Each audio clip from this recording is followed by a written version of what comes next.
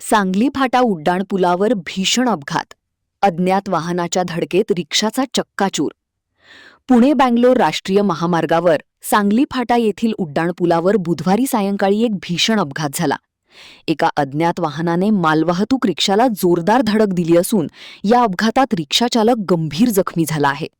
या घटनेमुळे महामार्गावरील वाहतूक तब्बल 4 तास विस्कळीत झाली होती.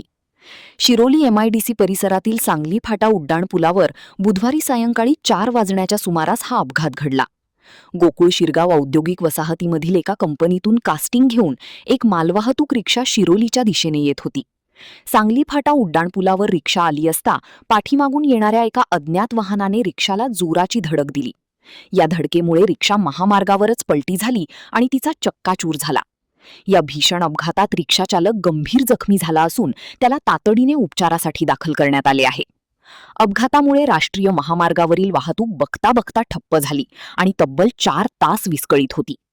घटनेची माहिती मिळताच शिरोली MIDC पोलीस तातडीने घटनास्थळी दाखल झाले. पोलिसांनी अपघातग्रस्त रिक्षा बाजूला करून महामार्गावरील वाहतूक सुरळीत करण्याचा प्रयत्न केला. भरधाव वेगाने वाहन चालवून अपघातास कारणीभूत ठरलेल्या त्या अज्ञात वाहनाचा पोलीस शोध घेत आहेत. महान कार्य न्यूजसाठी विद्याधर कांबळे, पुलाची, शिरोली.